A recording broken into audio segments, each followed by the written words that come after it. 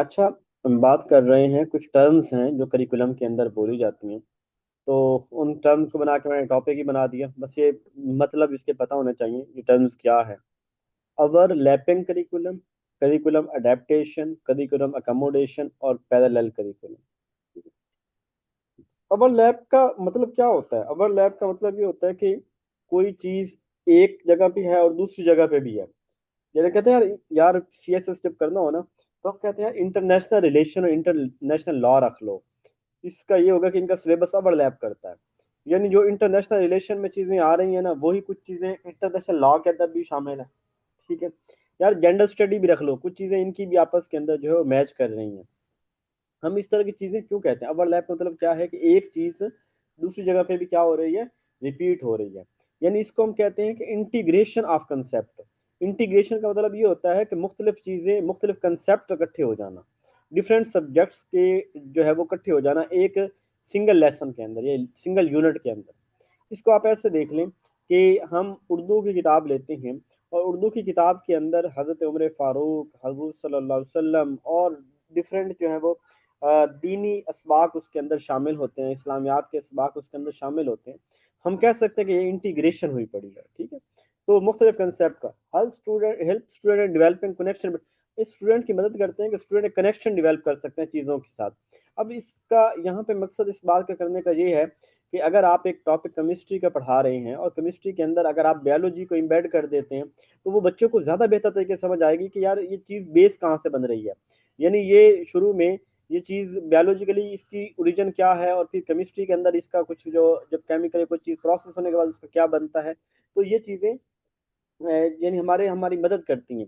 इससे deep understanding होती है। तो यहाँ पे ये केमिस्ट्री की मिसाल दी गई है कि food and chemistry might have same concept. अब देखें, फूड की बात है, उसमें केमिस्ट्री भी आ जाती है जब प्रोसेस, और उसके अंदर बायोलॉजी भी आ जाती है। इसी हिस्ट्री के देखें तो उसके अंदर सोशल कल्चरल सोशियोलॉजी भी आ जाती है और हिस्ट्री भी चल रही होती है।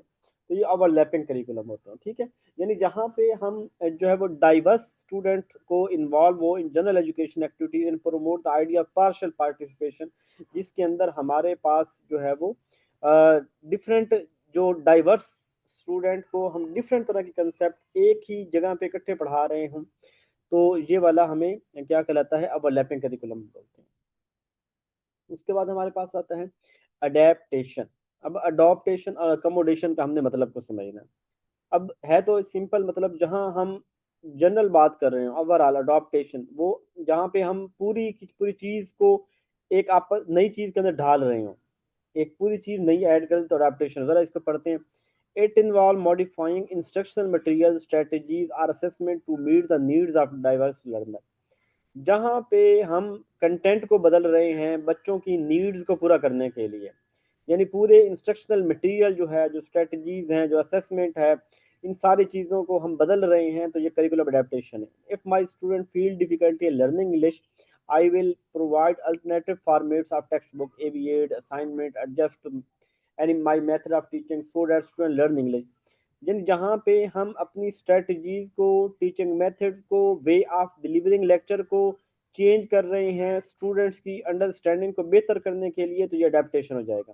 यानी जहाँ पे उसी पढ़ा वही रहे हैं, ऑब्जेक्टिव वही है, लेकिन टेक्स्ट को मॉडिफाई कर रहे हैं, ऑडियो विजुअल एड का इस्तेमाल कर रहे हैं, असेसमेंट का मुतबादल तरीका इस्तेमाल कर रहे हैं, फ्लेक्सिबल पेसिंग है जब बच्चा पढ़ना चाहता है, मल्टी सेंसरी तमाम तरह की एक्टिविटीज बच्चे का जो सेंस है उसको इस्तेमाल कर रहे हैं, लैंग्वेज जो वो सपोर्ट करते हैं बच्चे को अच्छी लगती है उसमें पढ़ा रहे हैं, असिस्टिव टेक्नोलॉजी, डिफरेंशियल इंस्ट्रक्शन।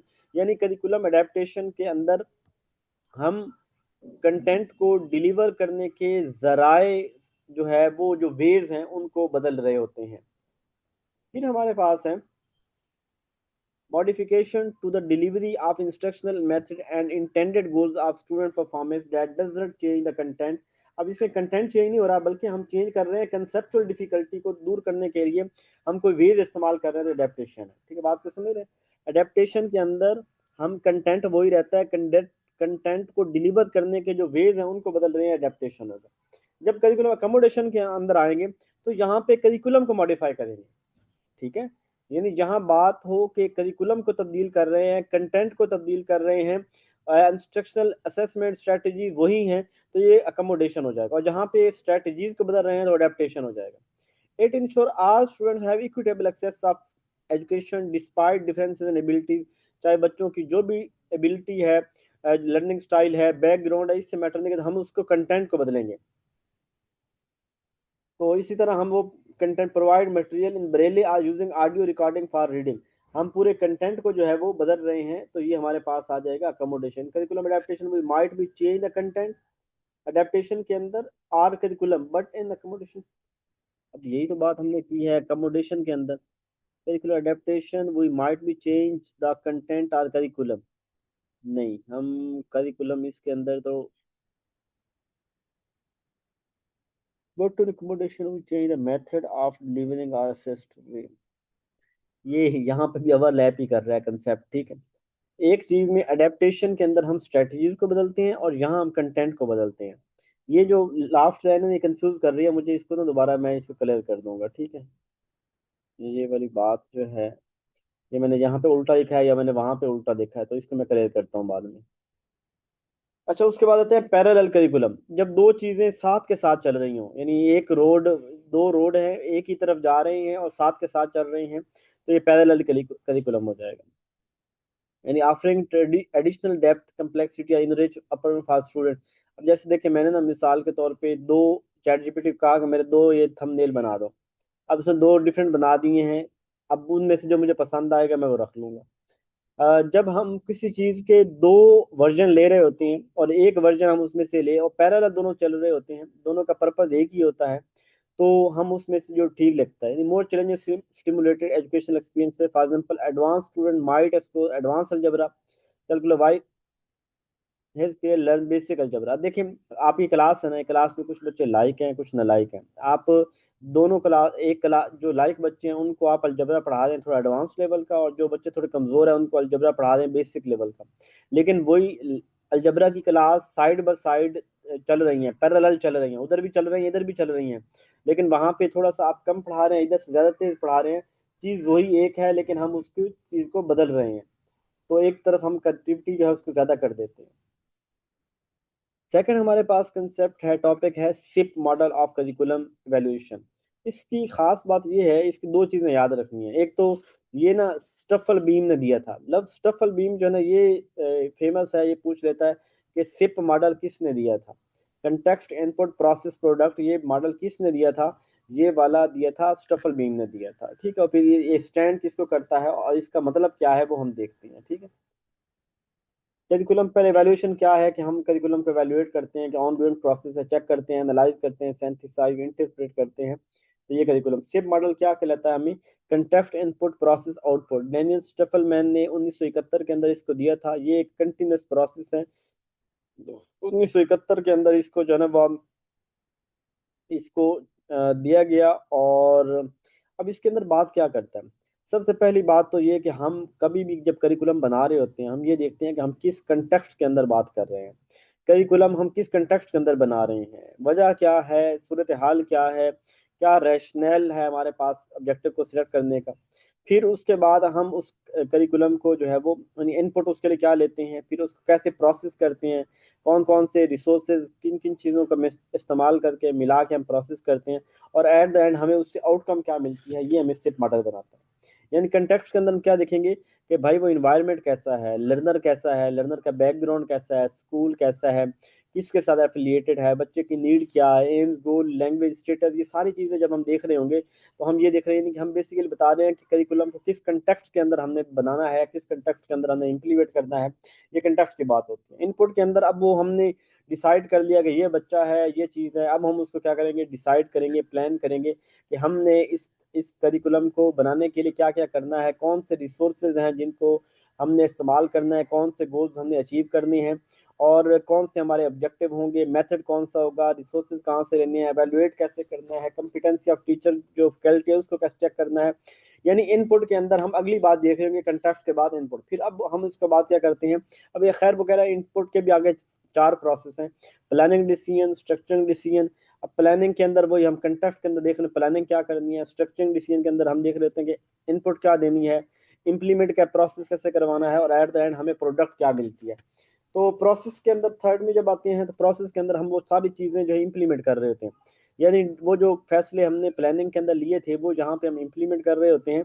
और डिटरमिन द कंग्रुएंसी, कंग्रुएंसी होता है एक साथ चलने वाली, बिटवीन द प्लान्ड और एक्चुअल, कि वो जो प्लान्ड एक्टिविटीज थी और जो एक्चुअल एक्टिविटीज थी क्या वो ठीक चल रही हैं, यानी जो हमने सोचा था और जो हम कर रहे हैं क्या वो आपस के अंदर मुतरादिफ हैं, ठीक हैं, और जो हमारी प्रेडिक्शन थी क्या उसके ऊपर पूरा उतर रहे हैं या डेफिशिएंसीज डिडक्ट हो रही हैं, उलट साइड पे हम जा रहे हैं। Maintain record of procedure as they occur, और ये जो प्रोसीजर हम कर रहे हैं उसका रिकॉर्ड जो है वो अपने पास महफूज रखते हैं। लास्ट हमारे पास हम ये देखते हैं करिकुलम के अंदर हमने कंटेक्स्ट भी देखा, हमने प्लान भी किया और इनपुट यानी क्या देनी है, और फिर हमने उसको प्रोसेस भी कर लिया। अब हम ये देखते हैं कि जो प्रोडक्ट हमने ली है, जो आउटपुट रिजल्ट मिले हैं, क्या वो जो हमने पहले सोचे थे क्या वो उसके अकॉर्डिंग है, क्या हमारे इंटेंडेड गोल्स पूरे हो रहे हैं, और क्या हमें ठीक फीडबैक मिल रहा है, क्या हमारी जो सक्सेस करिकुलम का इम्प्लीमेंटेशन सक्सेसफुल रही है कि नहीं है, ये चीज़ हम जो है वो प्रोडक्ट के अंदर देख रहे होते हैं। ठीक है, यानी context, input, process, output. Context के अंदर किस हालात के अंदर किस वजह से क्यों हम बना रहे हैं, हम इसकी प्लानिंग क्या करेंगे, इनपुट हो गया, हम उसको प्रोसेस क्या करेंगे, किन चीज़ों को मिलाएंगे, किस चीज़ के ऊपर फोकस होगा, और हमारी आउटपुट क्या होगी, ये हम बात करते हैं। उसके बाद हमारे पास लास्ट आता है, ये आता है benchmark, strands, standard strands, competency, SLO. ये भी बेसिकली टर्म्स हैं करिकुलम की, तो यहाँ पे हम इनके हवाले से बात करते हैं। पहले ये वाली शक्ल देखें। सबसे पहले चीज आती है स्टैंडर्ड। यार स्टैंडर्ड क्या है, यार मेरा स्टैंडर्ड बहुत हाई है। यार उसको ना वो कुआरा इसलिए है कि उसका स्टैंडर्ड बहुत हाई था। अब ये स्टैंडर्ड होता है यानी एक आप बिग लर्निंग गोल जो आपका है ना, जो डेवलप जो मतलब बिग लर्निंग गोल है एक ओवरऑल जो है वो स्टैंडर्ड होता है। फिर उसका जो फर्दर हम थोड़ी सी डिवीजन करते हैं, उसको थोड़े निचले लेवल पे लेके आते हैं, तो ये स्ट्रैंड हो जाएगा। फिर उसके ऊपर हम बेंचमार्क लगाते हैं, फिर उसके एलएसएल फिर कंपैटिबिलिटी देखते हैं। यहाँ देखो मिसाल देखो, मैं कहता हूँ कि बच्चों को ना, ये जो बच्चे बैठे हैं ना इनके अंदर, या 5वीं क्लास के बच्चों को रीडिंग स्किल इनके अंदर डेवलप करनी है, ये हमारा क्या होगा, स्टैंडर्ड हो जाएगा। क्या हो जाएगा, स्टैंडर्ड हो जाएगा। फिर उसके सब कैटेगरी के मैं बच्चों के अंदर क्या करना चाह रहा हूँ, बच्चों की रीडिंग बेहतर करना चाह रहा हूँ, ये स्टैंड हो जाएगा। सेम उसी को थोड़ा सा सब पार्ट कर देते हैं, एक बड़ी बात को छोटे में कर देना, ये स्टैंड होता है। स्टैंड के बाद बेंचमार्क, भाई मेरा बेंचमार्क के, अब 5वीं क्लास के बाद बच्चा उर्दू पढ़ या फलां बुक रीडिंग के काबिल हो, तो 2 महीने गुजर गए हैं, अब बच्चा किस काबिल हुआ है, और एवरेज लोग किस काबिल हो जाते हैं, ये बेंचमार्क हम देखेंगे। SLO, structure of learning outcome, student learning outcome है, सॉरी वो सोलो होता है, structure of observe learning outcome. तो एसएलओ जो स्टूडेंट लर्निंग आउटकम है, वो अब ये देखना है कि वो क्या बच्चों ने क्या कर लिया, कितनी की रीडिंग उन्होंने कर ली है, और आज की क्लास को पढ़ने के बाद कितना कुछ वो करने के काबिल हो जाएंगे। और कंपेटिबिलिटी, क्या बच्चा की एज इस काबिल है भी सही, वो इतना कैपेसिटी उसकी है भी सही कि इसको रीड कर सके। हम एम ही एक बच्चे से एक्सपेक्ट कर रहे हैं जो वो कर ही ना सकता हो, ये तो ऐसी बात तो नहीं है। यानी इसकी मैंने यहाँ पे थोड़ा सा मजीद उसकी वजाहत की है। देखिए स्टैंडर्ड क्या होते हैं, ब्रॉड गोल्स होते हैं that describe what student should know or be able to do, क्या स्टूडेंट को करना चाहिए, क्या student will develop reading comprehension skill. Strand क्या हो जाएगा कि major areas into which a subject is divided, यानी रीडिंग। अब देखें हम उसके अंदर कंप्रीहेंशन स्किल रीडिंग ही पैदा कर रहे हैं, तो उसके अंदर 4 चीजें हैं, रीडिंग, राइटिंग, स्पीकिंग, लिसनिंग। हम देख रहे हैं कि उसकी रीडिंग कैसी है। बेंच मार्क हम ये देखते हैं कि अब वो 4थी क्लास तक गया तो किस क्या करने के काबिल हुआ है। एसएलओ अब मेजरिंग उसका करेंगे कि स्टूडेंट किस काबिल हो गया कि वो कर सकता है। ठीक है, स्टैंडर्ड बिग गोल, स्टैंड उसकी सब कैटेगरी, बेंचमार्क एक स्पेसिफिक क्राइटेरिया के ऊपर देखना, एसएलओ स्टूडेंट ने क्या कुछ कर लिया और क्या वो कर सकता है कि नहीं कर सकता, ये हम देखेंगे। इसको मैं जरा यहाँ पे वजाहत करता हूँ। अब आते बेंच मार्क देखें। असल बेसिकली बेंच मार्क थोड़ा बाद में करना चाहिए था मुझे, इसको अभी छोड़े यार। अच्छा देखें, standards are broad goals, strands are categories उसकी हैं, बेंचमार्क जो है उसके टारगेट्स हैं, एसएलओ जो है वो उसकी स्पेसिफिक मेजरेबल आउटकम है जो हम लेते हैं, और कंपैटिबिलिटी देखते हैं कि क्या वो कर भी सकता है कि नहीं कर सकता, ये यहाँ पे अब देखते हैं। अच्छा स्टैंडर्ड देखें भाई पहले। Standard are specific educational goal that define what student should know and be able to do at each grade level. कि स्टूडेंट क्या कर सकता है, क्या जानता है, और क्या वो बच्चा करने के काबिल हो जाए। यानी हमारी मंजिल क्या है। ठीक है, जैसे मैंने कहा ब्रॉड बिग गोल है। हमारी मंजिल है कि हमने ये काम, यानी बच्चा रीडिंग करने के काबिल हो जाएगा, बच्चा चीज़ों को समझने के काबिल हो जाएगा। ये हम एक ओवरऑल जो जो बना रहे हैं, स्टैंडर्ड बना रहे हैं कि हर 5वीं क्लास का बच्चा इस काबिल होता है कि वो इंग्लिश, उर्दू, मैथ जो है वो बेसिक कर सकता है। They are usually set by educational authorities and serve as a framework for curriculum development and assessment.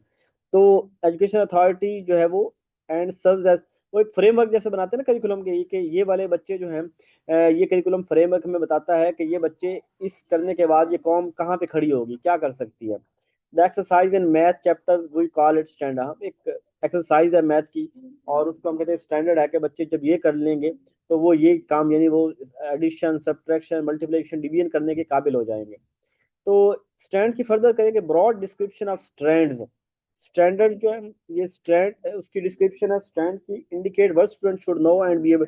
Student क्या जानते हैं और क्या कर सकते हैं इसकी, यानी अगर हम बेंच मार्क ऐसे लोग से मिलाएं तो ये हमारे बनते हैं। अगर इसके आगे देखें, standard of fifth grade mathematics might state that student should be able to multiply and divide fraction. Student 5वीं क्लास के इस काबिल हैं कि वो मल्टीप्लाई और डिवाइड कर सके फ्रैक्शन को। अब ये हमने एक स्टैंडर्ड बना लिया है कि 5वीं क्लास का बच्चा फ्रैक्शन को कर सकता है। ये एक हमारी एक डेस्टिनेशन मुकर्रर कर दिया है कि जो बच्चा 5वीं क्लास करेगा वो फ्रैक्शन करने के काबिल होगा। जो बच्चा 5वीं क्लास कर जाएगा वो जो है वो जो इंग्लिश, उर्दू और मैथ जो है वो बेसिक करने के काबिल हो जाएगा। तो ये वाली बात जो है हम इसको काउंट करते हैं, स्टैंडर्ड के अंदर काउंट करते हैं। एक मिनट तो देखिए, एक मिनट तो क्लियर।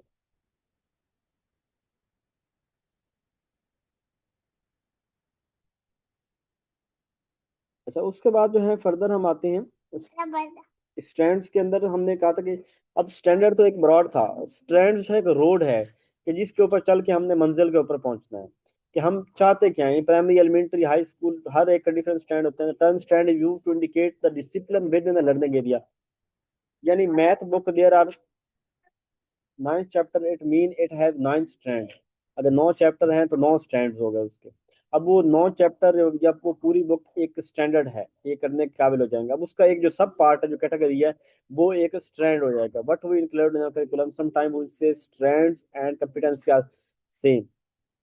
को छोड़े आगे बेंचमार्क में आते हैं, यानी उसका ये पाथ वे है, स्टैंड्स उससे कम है। बेंचमार्क क्या होता है? बेंचमार्क ये होता है, जैसे क्रिकेट मैच देखते हैं ना, तो आप कहते हैं कि यार जब वो श्रीलंका खेल रहा था, उसके 3 ओवर के अंदर जो है वो 2 विकेटें आउट थी और 15 स्कोर थे। अब पाकिस्तान खेल रहा है तो 3 ओवर में देखना है कि कितने विकेटें होती हैं और कितने स्कोर होते हैं। इससे हमें अंदाजा हो जाएगा कि यानी हमारा बेंचमार्क ये है कि उनके 3 ओवर में इतने थे, हमारे भी इतने होने चाहिए। अब उससे कम ज्यादा होते हैं तो इसका मतलब है कि हमारे बेंचमार्क कम है, तो बेंचमार्क ठीक नहीं है। और अगर ठीक है वो बेंचमार्क ठीक है। यानी you set your target in 4 month, what will be your benchmark. यानी आप 4 महीने जो, फॉर एग्जाम्पल मैंने 2026 के गोल बनाए, और 2026 के गोल बनाते हुए मैंने जो डिसाइड किया, अब ये देखूंगा कि क्या आज अप्रैल हो गया है, यानी एक क्वार्टर जो है वो अगर गुजर चुका है, एक जो है 3 माह गुजर चुके हैं, तो 3 माह के गुजरने के बाद मैंने कितने गोल्स अचीव कर लिए हैं। मैं तो अगर उस हिसाब से फिर मैं अंदाजा लगा सकूंगा कि 9 महीने में मैं क्या कर दूंगा। ठीक है, तो या इसी तरह एक टीम है जो खेलती है, तो उसके कितने स्कोर हैं, और हमारे उस वक्त उसके चार चार ओवरों में इतने स्कोर थे, तो हमारे 4 ओवरों में कितने स्कोर, यानी एक पूरा एक बेंच मार्क वगैरह कर देते हैं कि इसके ऊपर हमने अपने आप को वेरीफाई करना है, इसको इसके ऊपर हमने हर सूरत पहुंचना है। तो हम यहाँ पे जो परफॉर्मेंस को कंपैरिजन कर रहे होते हैं किसी भी माजी की या करंट या किसी भी परफॉर्मेंस के साथ, हम इसके साथ मैच कर रहे होते हैं। We set goals and measure our goal with some other institution or. हम देखते हैं कि यार उनके इतनी तादाद है, हमारी भी इतनी होनी चाहिए, उनके इतने नंबर है, हमारे भी इतने होने चाहिए। एक देखते हैं कि उनके 2019 के अंदर इतने एडमिशन थे, आज हमारे भी 2000 अब 26 में उतने एडमिशन होने चाहिए। ये बेंचमार्क किसी एक क्राइटेरिया करके कंपेटिबिलिटी या कंपिटेंसी, कि कोई बंदा कोई चीज़ के काबिल है भी कि नहीं है। यानी आप किसी बच्चे से कुछ एक्सपेक्ट कर रहे हैं, क्या वो इस काबिल है भी कि नहीं है, वो उतनी एफर्ट्स करके वो चीज़ अचीव कर सकता है जो हम उससे चाह रहे होते हैं। एसएलओ स्ट्रक्चर लेक्चर आउटकम है, जो हम क्लासरूम के अंदर जो टीचर पढ़ाता है उसके बाद ऑब्जर्व करता है कि क्या बच्चे इस काबिल हुए हैं कि नहीं हुए। तो जो हम टारगेट सेट करते हैं कि बच्चे ये एस एल ओज यानी कि हम स्टूडेंट को ये पढ़ाएंगे और उसके बाद बच्चे से ये हासिल करेंगे, तो ये हमारे एस एल ओज हैं। यानी ये जो हम क्लासरूम से पहले जो हम बच्चों को पढ़ा के और उसके बाद जो आउटकम हासिल करना चाह रहे थे, एस एल ओज होते हैं। चले, यही हमारा था बेसिकली आज curriculum. S L O, student learning outcome, वो टारगेट्स जो हम बच्चे को पढ़ाने के बाद उससे एक्सपेक्ट कर रहे होते हैं कि बच्चा वो करेगा, ये एस एल ओज होता है। कंपिटेंसी या कंपेटिबिलिटी कि कोई बच्चा इस काबिल है भी कि वो काम कर सके, उसकी इतनी कंपिटेंसी है भी कि वो कर सके, या उसकी कंपिटेंसी ही भी नहीं है। बेंचमार्क वो क्राइटेरिया जो हम स्पेसिफाई कर लेते हैं, जहाँ जहाँ हम एक यानी कर देते हैं एक मतलब कि ये मेरा क्राइटेरिया, इसके ऊपर मुझे पूरा उतरना है, इस बेंच मार्क तक मुझे पहुंचना है, मेरे इतने नंबर होने चाहिए, मेरे पास इतनी अमाउंट होनी चाहिए, तो ये आ जाएगा हमारे पास जो है वो बेंच मार्क के अंदर। स्टैंडर्ड हमारी डेस्टिनेशन है, जो एक बिग लेवल पे हम डिसाइड करते हैं कि हमने ये करना है, और उनको छोटे छोटे हिस्सों में तकसीम करके उनको डीपली नैरो डाउन करके उनको अचीव करना, ये स्ट्रैंड्स कहते हैं। कि बेसिकली ये वे है जिसके ऊपर चल के कोई भी बंदा डेस्टिनेशन पे पहुंचता है, ठीक है। इसके बाद context input, process output, stifle beam का जो है वो मॉडल की बात की थी। और उसके अलावा उससे पहले हमने करिकुलम की पैरेलल बताया था, दो करिकुलम जब साथ में चल रहे हो, एक नलायक बच्चे यानी कि सम टाइम एक को हम ज्यादा दे रहे हैं अहमियत और एक को कम दे रहे हैं, इस तरह करके, और पढ़ा दोनों को एक ही चीज रहे हैं, कोई स्लो लर्नर है कोई फास्ट लर्नर है, उनको साथ के साथ चला रहे हैं, तो पैरेलल हो जाएगा। उसके अलावा पहले हमने ये जो कंसेप्ट है अकोमोडेशन और अडेप्टेशन, इसको मुझे थोड़ी सी कंफ्यूजन हो रही है। एक के अंदर हम मेथड को चेंज करते हैं, एक के अंदर हम जो है वो कंटेंट को चेंज करते हैं। अब मुझे एग्जैक्टली जो है वो भूल रहा है कि किसके अंदर जो है कंटेंट को चेंज करते हैं, किसके अंदर जो है वो स्टाइल को चेंज करते हैं, लर्निंग स्टाइल को चेंज करते हैं, वो हम इसको देख लेते हैं।